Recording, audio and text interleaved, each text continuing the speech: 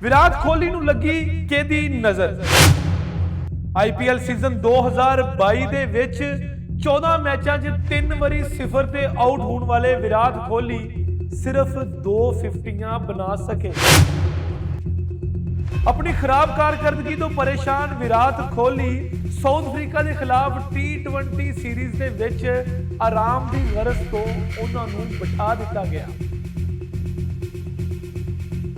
India के कामयाब बल्लेबाज विराट कोहली इस वेले अपनी खराब परफॉर्मेंस की वजह तो खासे परेशान ने। अपने आईपीएल सीजन 2022 ਦੇ ਵਿੱਚ विराट कोहली 14 मैचों 'ਚ 309 रन बना के 23 ਦੀ एवरेज ਦੇ ਨਾਲ सब तो थले ने। विराट कोहली ਦੇ शुमार ਉਹਨਾਂ ਪਲੇਅਰਾਂ ਦੇ ਵਿੱਚ ਹੁੰਦਾ ਨੇ ਜਿਹੜੇ आईपीएल ਦੇ ਵਿੱਚ ਆਪਣੀ ਛਾਪ ਛੱਡ ਜਾਂਦੇ ਨੇ, लेकिन आईपीएल ਦੇ टॉप ਸਕੋਰਾਂ ਦੇ ਵਿੱਚ पहले 10 प्लेयरों च विराट कोहली का ना होना इस गल नूं दस रहा है कि इस वेले वो अपनी फार्म के हवाले ना किन्ने परेशान ने। विराट कोहली जिन्हां ने अपनी आखिरी सेंचुरी नवंबर 2019 च बनाई सी ते 3 साल होने वाले ने तो अपनी 71वीं सेंचुरी बनाने नूं महरूम ने ते अपनी 71वीं सेंचुरी नूं तरस रहे ने। विराट कोहली ने अपनी आखिरी सेंचुरी 19 नवंबर 2019 ਦੇ ਵਿੱਚ ਜਿਹੜਾ ਹੈਗਾ ਉਹ ਬੰਗਲਾਦੇਸ਼ ਦੇ ਖਿਲਾਫ ਈਡਨ ਗਾਰਡਨ ਟੈਸਟ ਦੇ ਵਿੱਚ ਬਣਾਈ ਸੀ ਤੇ ਉਸ ਤੋਂ ਬਾਅਦ ਵਿਰਾਟ ਕੋਹਲੀ ਨਾ ਤੇ ਵਨਡੇ ਦੇ ਵਿੱਚ ਤੇ ਨਾ ਟੈਸਟ ਤੇ ਨਾ T20 ਕ੍ਰਿਕਟ 'ਚ ਹਲੇ ਤੱਕ ਸੈਂਚੁਰੀ नहीं बना सके। आख्या जा रहा सी कि जो आईपीएल सीजन 2022 शुरू होएगा तो रॉयल चैलेंजर बेंगलोर के साबिक कप्तान विराट कोहली जिहड़े हैगे ने अपनी फार्म नूं वापस लै आएंगे। लेकिन विराट कोहली जो रॉयल चैलेंजर बेंगलोर की जर्सी के साउथ अफ्रीका के फफ डू प्लेसी की कैप्टनसी के मैदान च आए तो बड़े कॉन्फिडेंट नज़र आ रहे सी, लेकिन वो हुण तक सिर्फ 2 फिफ्टियां बना सके। अगर असीं उन्हां 2 फिफ्टियां की भी गल करिए तो उन्हां 2 फिफ्टियां दे विच विराट कोहली का स्ट्राइक रेट 150 तो थले है, यानी कि वो इस वेले अपनी खराब फार्म की वजह तो अपने स्कोर ना होने की वजह तो बहुत ज़्यादा परेशान ने। विराट कोहली के बारे आख्या जा रहा है कि उन्होंने T20 क्रिकेट के विचों रिजाइन कर देना चाहिए है तो अपना सारा फोकस जिहड़ा है वो वनडे क्रिकेट तो टैसट क्रिकेट वाल जिहड़ा वो करना चाहिए है ताकि वो अपनी फार्म वापस लिया सकन। जो विराट कोहली ने अपना डेब्यू किया उदों तो विराट कोहली नूं सचिन तेंदुलकर का जानशीन आख्या जा रहा है तो यह भी आख्या जा रहा है कि तेंदुलकर के वो रिकॉर्ड जिहड़े समझे जा रहे थे कि कोई भी प्लेयर नहीं तोड़ सकेगा वो विराट कोहली तोड़ेगा। जिहड़ा सब तो वड्डा रिकॉर्ड 100 सेंचुरियां दा ने, जिहड़ा सचिन तेंदुलकर ने इंटरनैशनल क्रिकेट दे विच 100 सेंचुरियां बनाईयां ने ते विराट कोहली जिहड़े हैगे ने उन्होंने पहलियां 70 सेंचुरियां अपने कैरियर के पहले 10 सालां 'च ही बना लियां सी। लेकिन उस तो बाद 3 साल गुजरन के बावजूद विराट कोहली अपनी 71वीं सेंचुरी नहीं बना सके।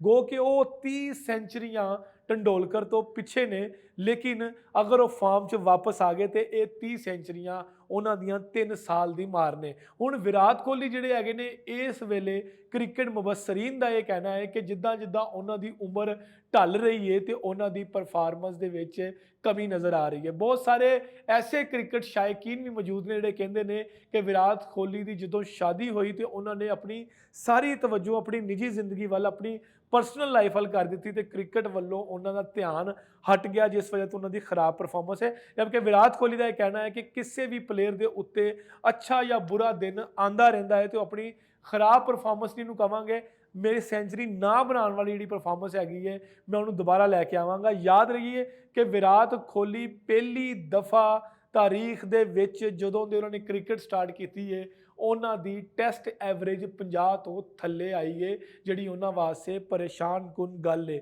उस तो बाद विराट कोहली की आईपीएल दे विच यह परफॉर्मेंस जिहड़ी हैगी है उन्हें भी विराट कोहली नूं बहुत ज़्यादा परेशान किया। उन्होंने जदों दा अपना टैसट या वनडे डेब्यू किया सी ते आईपीएल सीजन दे विच कदी भी ਉਹ 3 ਦਫਾ 0 ਤੇ ਆਊਟ ਨਹੀਂ ਸੀ ਹੋਏ, ਜਦਕਿ ਇਸ ਸੀਜ਼ਨ ਦੇ ਵਿੱਚ ਉਹ 3 ਦਫਾ 0 ਤੇ ਆਊਟ ਹੋਏ ਨੇ। ਆਪਣੀ ਪਰਫਾਰਮੈਂਸ ਦੀ ਵਜ੍ਹਾ ਤੋਂ ਹੀ ਉਹਨਾਂ ਨੇ ਵਨਡੇ ਤੇ ਟੈਸਟ ਕ੍ਰਿਕਟ ਦੇ ਵਿੱਚੋਂ ਜਿਹੜਾ ਹੈਗਾ ਸੀ ਉਹ ਕੈਪਟਨਸੀ ਛੱਡਣ ਦਾ ਅੰਦੀਆ ਦਿੱਤਾ ਸੀ, ਲੇਕਿਨ ਉਹਨਾਂ ਨੇ ਫਿਰ ਬਾਅਦ ਵਿੱਚੋਂ ਜਿਹੜਾ ਕੈਪਟਨਸੀ ਸੀ, ਕਪਤਾਨੀ ਸੀ ਜਿਹੜੀ, ਉਹਦੇ ਉੱਤੋਂ ਦਸਤਬਰਦਾਰ ਹੋ ਗਏ ਸੀ। ਉਹਨਾਂ ਨੇ ਆਖਿਆ ਕਿ ਮੈਂ ਹੁਣ ਆਪਣੀ ਸਾਰੀ ਤਵੱਜੋ ਆਪਣੀ ਬੈਟਿੰਗ ਵੱਲ ਦੇਵਾਂਗਾ। ਇਸੇ ਤਰੀਕੇ ਨਾਲ IPL ਦੇ ਵਿੱਚ ਵੀ ਉਹਨਾਂ ਨੇ ਕਪਤਾਨੀ ਛੱਡ ਦਿੱਤੀ ਤੇ ਸਾਊਥ ਅਫਰੀਕਾ ਦੇ ਡੂਪਲੈਸੀ ਜਿਹੜੇ ਹੈਗੇ ਨੇ ਉਹ ਰਾਇਲ ਚੈਲੰਜਰ ਬੈਂਗਲੌਰ ਨੂੰ ਲੀਡ ਕਰ ਰਹੇ ਨੇ।